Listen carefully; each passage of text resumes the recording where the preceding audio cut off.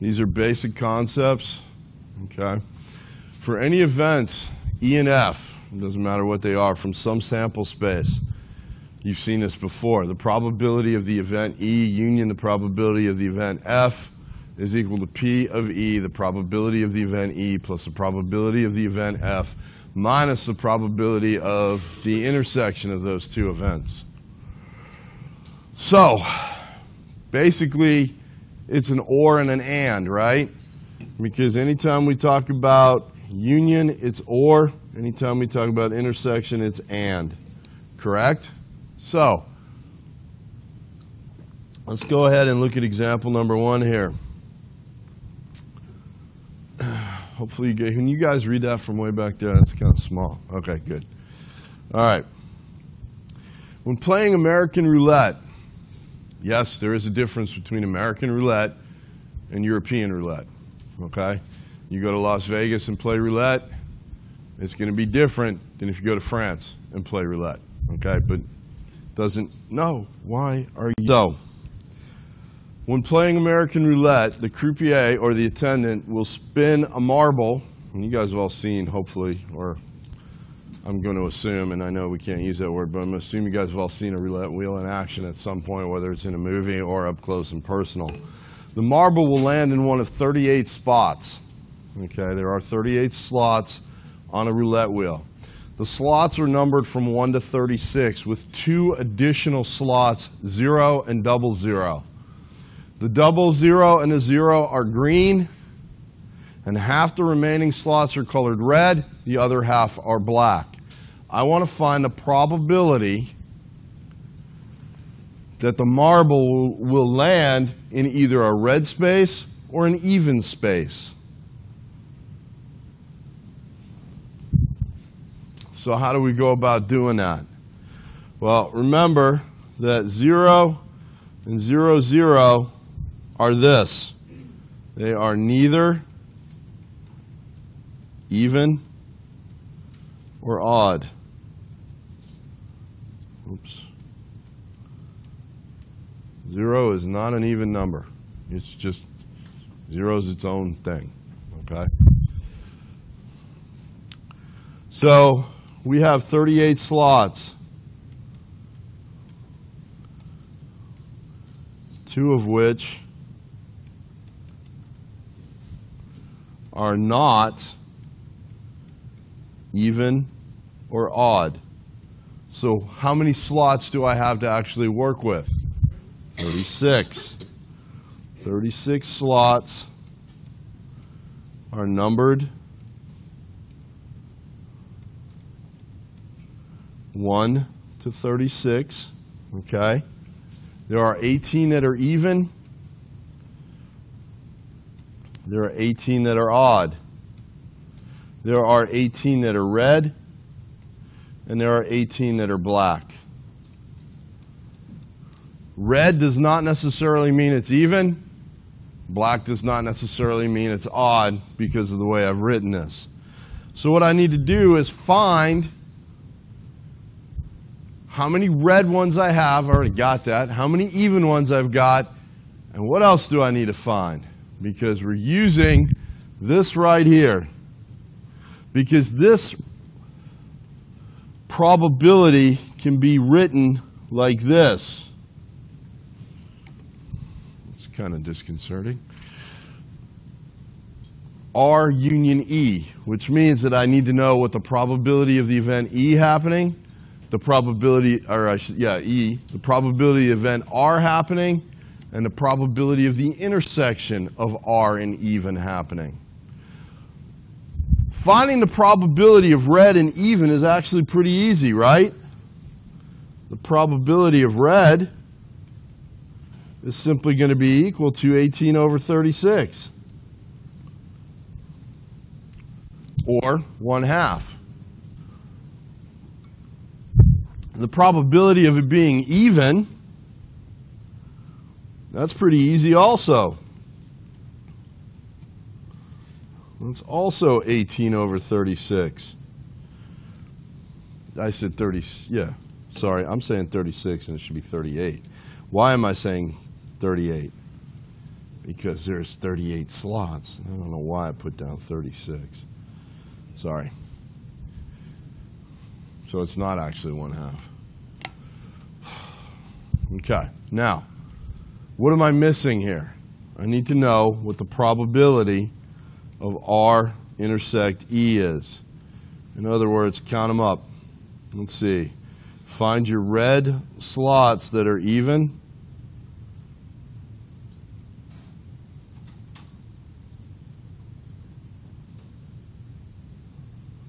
And how many is that? Well, 1, 2, 3, 4, 5, 6, 7, 8. Which means the probability is 8 out of 38. Notice that I haven't reduced any of these yet, because I'm going to need to add and subtract them, right? It's a lot easier to do it if they have a common denominator. If I reduce them and then try to add and subtract them, I'm just going to have to find a common denominator and put them back over 38 to begin with. So the probability that if the croupier takes and rolls the ball through that spinning roulette wheel, that it's going to land on red, even, or both, is going to be the following. We take the probability of it being red. We add to that the probability of it being even. And we subtract from that the probability of it being red and even. So when I go ahead and subtract this, I end up with 28 over 8.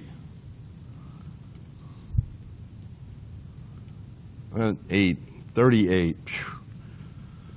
It's already been a long day, and class is only 38 minutes old. Can I reduce that? Yeah. 14 out of 19. And if I want to, I can go ahead and write it as a decimal, 0.737. Notice something here. I didn't put a 0 in front of this thing. How many math teachers have you guys had that get all bunched up when you don't put the 0 there in front of the decimal? Every one of you. I guarantee it. At some point, you've had a math teacher that just their skull split open and alien crawled out, right? It's probability. You don't have to put the 0. My math lab will understand if you don't put the 0. You can if you want to, but no need to. Now, why did I convert this to a decimal for this one and said don't do it for the other one? This is an application problem, basically, okay, instead of just a skill problem. And it's really going to be dependent upon what the problem's asking you and how it's asking you to input it. Because you guys all know by now that in my math lab, if my math lab wants you to use a certain format, it's got that little blue statement underneath or to the right of the answer field that says input your answer using an integer or a fraction. And if you put a decimal in there, what happens? Marks it wrong. And I always get emails from you guys say, I got the right answer, marked it wrong. And I'll go and I'll look, and you wrote it in as a decimal. And then I'll get you guys to say, come on, it's the same thing. You're right, it is the same thing. However, what did the directions tell you to do? So don't put it in a wrong format and then call me and expect I'm going to change it, because I won't. Okay, I'm not going to give you credit if you don't follow the directions. And I know what you're thinking. It's the same thing. And I used to be just like you guys. In high school, I spent so much time in the principal's office because I would argue with my math teachers. Because I would do it the quick and easy way. Because I didn't feel like I had to show everything or write it all out or prove to them that I could do it in that method. It wasn't until I was in basic training in the Air Force that I really understood why teachers get bunged up about stuff like that. We had an inspection. Drill sergeant, training instructor is what they call them in the Air Force, because the Air Force is all warm and fuzzy versus the other branches of the military. Wrong, they're not, but anyways.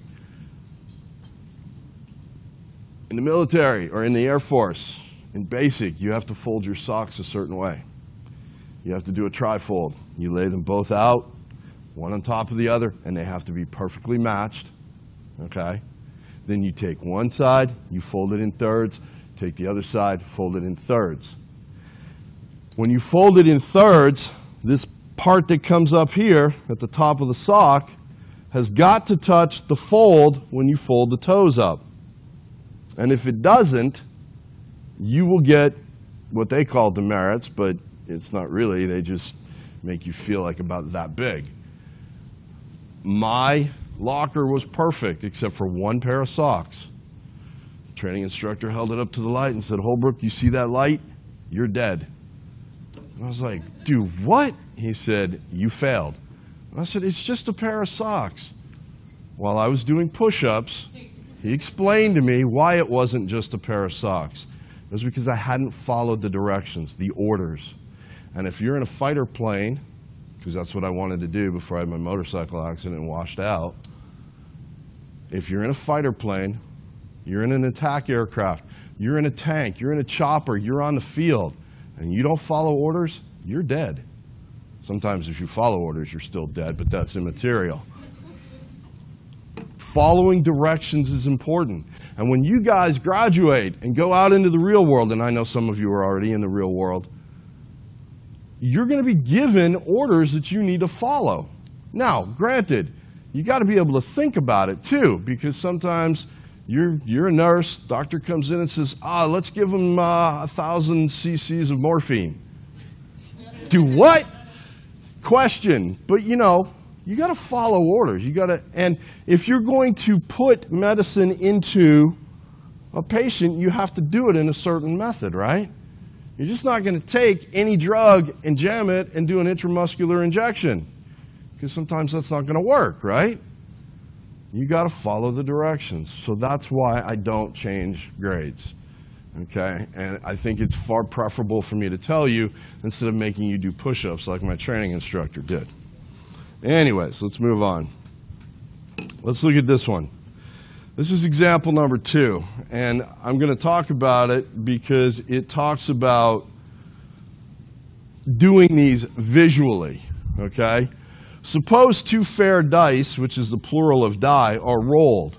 I want to find each of the given probabilities. Part A says the first 2 die shows, or I should say the first die shows a 2, or the sum of the results is 6 or 7. That's the probability I want to find. I need to go ahead and put it into notation that I understand and I can use to find a probability. If I look at this, that's one of my events, okay? That's going to be event A. Let's just call it that, event A. And then this is the other event. This will be event B. But what is it that I'm trying to find? I'm trying to find this right here. What does that tell you about what you're doing with these events? What's an OR represent? Union, always. Which means that this thing right here can be simply rewritten as the probability of A union B. Now, the diagram here gives that to you.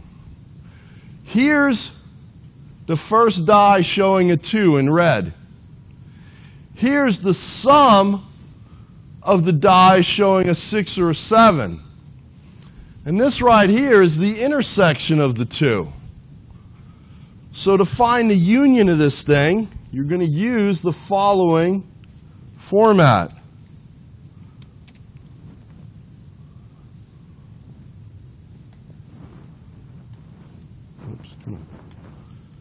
The probability of A plus the probability of B minus the probability of A intersect B.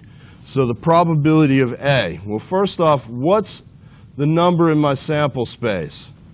How many possibilities do I have when I roll 2 fair 6-sided die? There's 36. Because I can either get a 1-1, a 2-1, a 5-3, a 6-6. There are 36 of them. There are 36 possibilities, okay?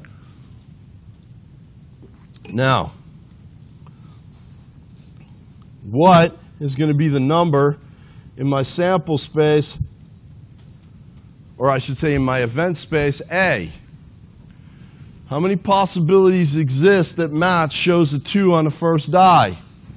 There's 6 of them. Now what about the number in the event space B? Well, count up the numbers. 2, 4, 6, 8, 10, 11, right? There are 11 possibilities here. To find the probabilities, I know that this is simply going to be equal to n of A over n of S plus n of B over n of S minus n of A union B, or I should say, sorry, A intersect B over n of S. Well, what's the one thing that I'm missing in my list over there? Well, the number of A intersect B, which is going to be what? 2. Because there's only 2 of them that overlap. So let's go ahead and calculate. N of A is 6 over n of S is 36 plus n of B is 11 over n of S is 36 minus n of A intersect B is 2 over 36. I'm going to go ahead and combine these. 6 over 36 plus 11 over 36 is 17 over 36 minus 2 over 36 will give me 15 over 36, which will be equal to 5 over 12, which is approximately equal to 0.417.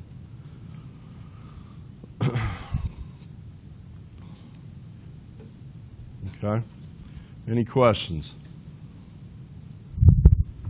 Good. Tell you what we're going to do. Let's get rid of that.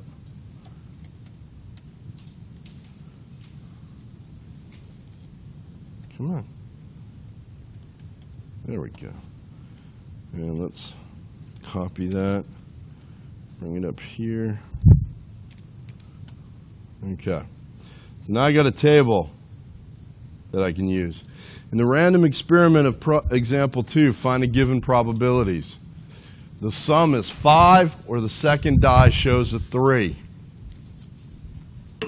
So basically, for this, I want to find the probability of a sum of 5, or second die is a 3. That's awful wordy. That's why we always say A is such an event and B is such an event, so I can write it out in a much more succinct manner. So if I let this be A, the sum is 5, where are all my possible combinations that give me 5? That would be these right here, right? Are there any others? No. So what is the number in the sample space? We're going to call this A. Therefore, n of A is simply equal to 4. And the probability of A will be equal to, well, wait a minute, what's the n of the sample space? We've already discovered that. We've talked about it. It's 36, right? So therefore, this is simply going to be 4 over 36. Now let me say this. You do not have to write out every single thing like I'm doing it right now. Okay? It's really easy to just write out 4 over 36 plus whatever minus whatever without writing everything down like I'm doing. I don't care if you write everything down. However, the less you write down, the easier it is to make a mistake. Just bear that in mind. Okay? So, next, we're going to look at the second die shows a 3. Well, where are the possibilities for the second die showing a 3? Well, that's going to be right here. And if we let this be event B, that means the number of event space B is going to be equal to, well, there's 6 of them right here. Therefore, the probability of B occurring will be equal to 6 over 36. And now I'm missing one thing because this is an OR, which means union. So what do I need to find? The intersection. So the number of A intersect B is simply equal to 1. And the probability of A intersect B will be equal to 1 over 36. So now how do I go about solving this? Well, I know that the probability of A union B is equal to the probability of A plus the probability of B minus the probability of A intersect B. Just plug your probabilities in. I'm going to have 4 over 36 right here, 6 over 36 right here, and then I'm going to subtract 1 out of 36. And when I do that, I'm given the following probability, 9 over 36, which reduces to 1/4, which is exactly equal to 0.25. Okay? Now, this one says both dies show the same number or the sum is at least 11. Now, let me show you how I would do that if I'm not going to write everything down. And that's why I tend to use colors in this, because it helps me. Both dies show the same number. That means all of these. Right? Then the sum is at least 11. So that means 11 or 12. And that's these 3 right here. And since it's an OR, that means it's a union, and I have to understand where the intersection is, which is right there. I know that the sample space has 36 elements in it. So the probability of same number, and that is a £, which is shorthand for number, not hashtag, union sum is greater than or equal to 11. That's going to be equal to the fact that there are 6 pairs in red there. So that's going to be 6 over 36 plus 3 pairs circled in blue minus, there's 1 pair in the intersection, and I have 6 over 36 plus 3 over 36 minus 1 over 36, which gives me 8 over 36, which reduces to 2/9, which is approximately equal to 0.222. So, I didn't write everything down, did I? So I don't care if you write it all down. I'm not going to look for your work, okay? I'll know if you cheated. Trust me, I will. Because you guys all have different questions and different answers and different numbers. They're all different, okay? All right, let's quickly talk about the addition rule and the complement rule. The addition rule. We already have talked about P of E union F, and we said it was P of E plus P of F minus P of E intersect F. That's for sets that have an intersection. We're talking about disjoint sets. You don't need to subtract the intersection. Why? There is no intersection. Okay? Does that make sense to you guys? You just find the probability of the first event, the probability of the second event, add them together. Okay?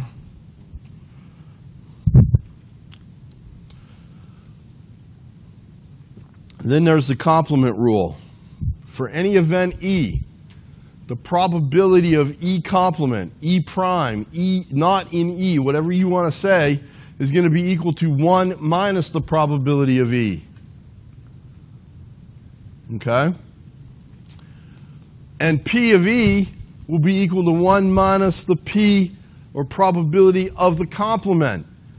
Now, there's another statement that we're going to add to this. The probability of its event, of an event, plus the probability of its complement will always be equal to 1. Okay? Always.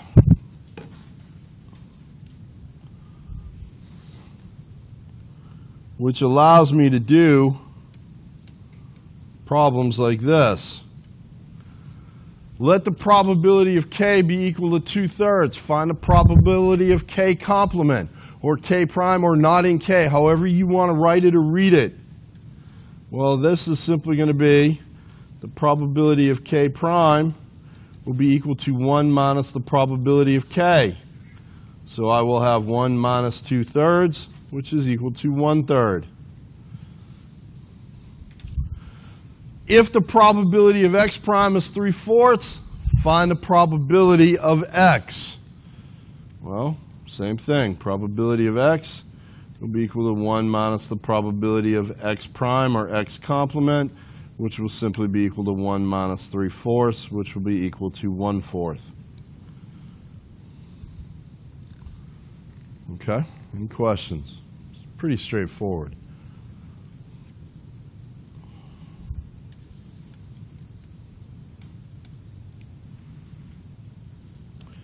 So we'll go ahead and look at checkpoint 5. It says in example 5, find the probability that the sum of the numbers rolled is at least 5. Basically, I'm giving you 2 fair 6-sided die. Okay? Notice that I'm using pictographs here. Okay? So I want to find the probability that the sum of the numbers rolled is at least 5. What does that mean to you guys? That means anything that is 5 or more. So I could rewrite this as the probability that the sample space, or let me try that again, not sample space, the sum is greater than or equal to 5. Okay? You know, it kind of seems oxymoronic. It says at least, but I'm using a greater than sign. If it says at least, you use a greater than or equals to. If it says at most, you're going to use a less than or equal to sign. Now, how do I find the probability here? I know that the number in my sample space is equal to 36. And anything that's greater than 5 is going to be, or I should say 5 or greater, is all this. So now I got to count all that up, right? No. You're right, I don't, because I also know by the complement rule that the probability of the sum being greater than or equal to 5 will be equal to 1 minus the probability of the sum, oops, that's not going to work, less than 5. And that's a whole lot easier to deal with because it's right here. That's much easier to count. How many are there? 3, 4, 5, 6. So that means I'm going to have 1 minus 6 over 36 as my answer.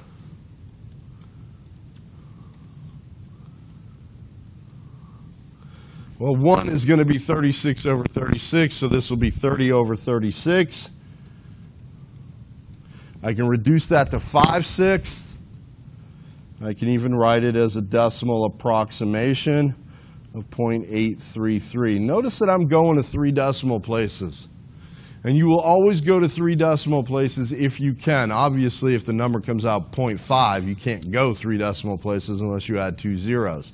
But that would be redundant, and I'm not going to stress significant figures in this course. Okay? All right, any questions? Any questions? Okay, let's talk about odds.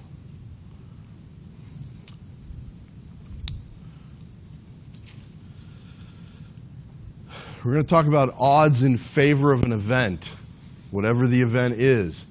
It will be defined by the ratio of the probability of the event divided by the probability of the complement of the event.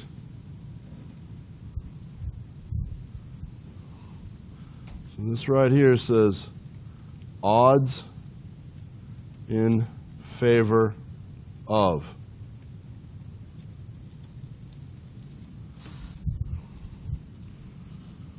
And since my daughter is a huge Katniss fan, every time I do this section, I think of Effie standing up there talking. Yeah, I've seen the movies. I've read the books because I've had no choice, okay? I know exactly, and it rings in my head. May the odds be ever in your favor, and it drives me nuts. Because number one, they're not using that phrase correctly, but that's okay. We won't get into that. It is a great catchphrase. So, odds can be written in one of three formats. You can either write it as a ratio, A over B. You can write it A to B, or you can write it A colon B. And this one right here is nice because this one can expand out to as many, oops, can't seem to write the letter D this morning. There we go. As many as I need, okay? You rarely will see odds expressed like this, okay? But it is available to do. Now, let's talk about what this actually means, okay? The event of snow is 40%. That's what the weather person has stated. That means that the event of not snow, or no snow, is 60%. I can write both of these as ratios, and that's what I'm going to do, because I'm not going to do percent over percent, because that doesn't, I mean, it sort of works, but we're not going to do that. We're going to always put it in fractional form, because just about everything that we're going to have needs to be converted to fractions so we can fully look at the picture. And I do that here simply because I show you that the denominators in both fractions will divide out. So the odds in favor of snow, if the probability is 40%, or 4 out of 10, will be 4 out of 6, or 2 to 3. Those are your odds in favor of snow. There's a 2 to 3 odds that it will snow. Now, why do I care about odds? Why is it important to understand the concept? It's football season, right? You guys all know odds.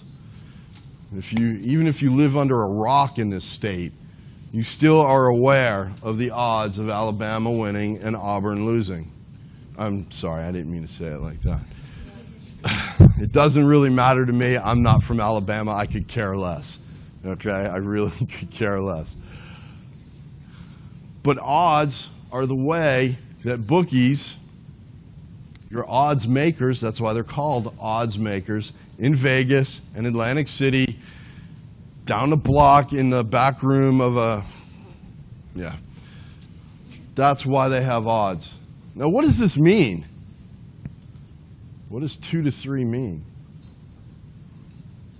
For every $2 that you bet, you will earn $3, which means how much money have you actually made?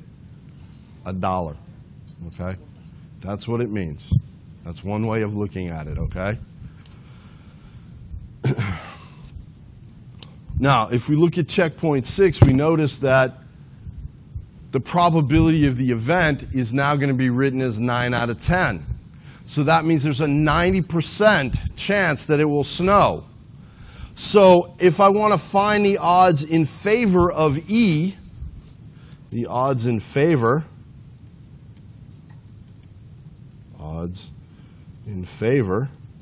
I'm going to take the probability of E, which is 9 over 10, and divide that by the probability of E complement.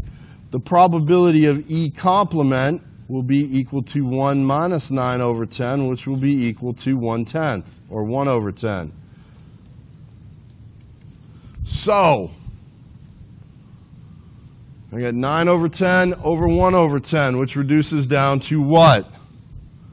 9 over 1, or 9 to 1, or 9:1. When you see odds like this, that means that it's pretty much going to happen, 9 to 1. Now, let's talk about that in relationship to what you actually see from bookies. When they say the odds are 9 to 1, those are long odds. Okay? And they're doing it in reverse of what we're talking here. 9 to 1, that's kind of a long shot. And it means that for every $1 that I bet, I will earn $9. Okay, so it's backwards of what it should be. And bookies do that for a reason. Because they like to confuse people. Okay? It's kind of like roofers. If you guys have, any of you guys ever been on a roofing crew besides me? That's brutal. You have been on a roofing crew, up on the roof doing? Awesome. Brutal back-breaking work, right? When you're in algebra and you're finding the slope of a line, it is opposite of what a roofer is doing to find the slope of a roof. It's upside down. Instead of doing rise over run, they do run over rise. Okay, they don't call it run over rise, but that's what they're doing. Same thing here. These are long odds. That means that if my horse comes in, I'm going to use horse as an example, and I've bet on that horse, I'm probably going to make some serious money. But what does this also mean? It's highly unlikely that my horse is going to win, especially if I've got another horse that's running at 2 to 1 odds. Okay? So the scientific definition of odds is opposite of what you're getting on your football card. Okay, no, I am not endorsing gambling in any way, shape, or form. Neither am I encouraging you to go out and buy a football card and actually bet on things. Not doing that. Just talking, okay? I say that because I had a student about 4 years ago go and talk to my dean saying that I was encouraging them to gamble. I'm not. Just explaining. So what's the odds against snow?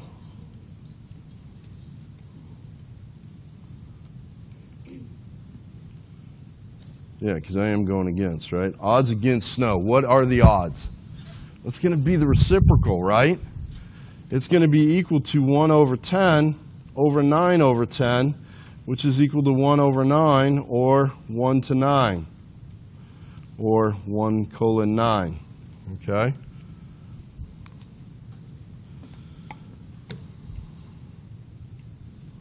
Any questions?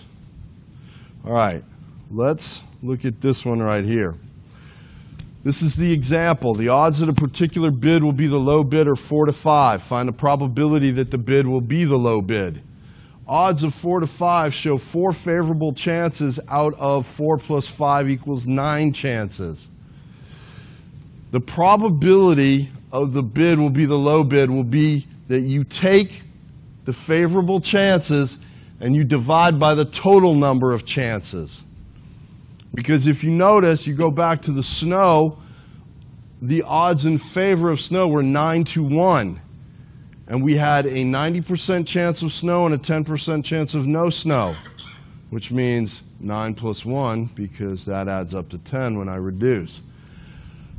When you find the odds against the bid being the low bid, there's a 5 out of 9 chance that the bid will not be the low bid. How do I know that? Because I'm going to do 1 minus 4 over 9, okay? And then I want to find the odds. I take the probability that the bid will not be low divided by the probability that the bid will be low, and I get odds of 5 to 4. So let's take that. Let's do a problem. Let's see. Yeah, we're pretty much done. If the odds in favor of event E are 1 to 5, find the probability of the event, find the probability of event complement. So the first thing that I want to do is take this right here, and I want to do 1 plus 5 is equal to 6, and that yields the denominator of my probability.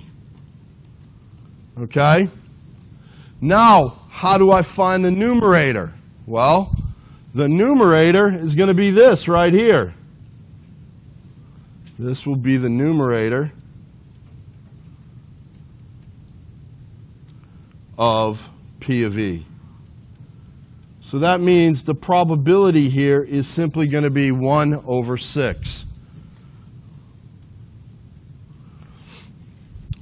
What's the probability of E complement? 5, 6. How do I know that? Because this will be equal to 1 minus the probability of E, which is equal to 1 minus 1 over 6, which is 5 over 6. What are the odds against event E now? I know what the odds in favor are. What are the odds against? Take the reciprocal. 5 to 1, right? So if I'm given odds for an event, right here, odds for an event, so I'm going to write this as odds for is 1 over 5, odds for. Then odds against is 5 over 1, or 5 to 1. Okay? Now, there are a couple other things here that talk about solving problems. Talks about finding probabilities. We've already done this stuff. These notes are in Blackboard, or they should be. If you cannot find the notes in Blackboard, let me know and I'll double check and make sure the links are active, because we have had problems. We're done. Okay? We have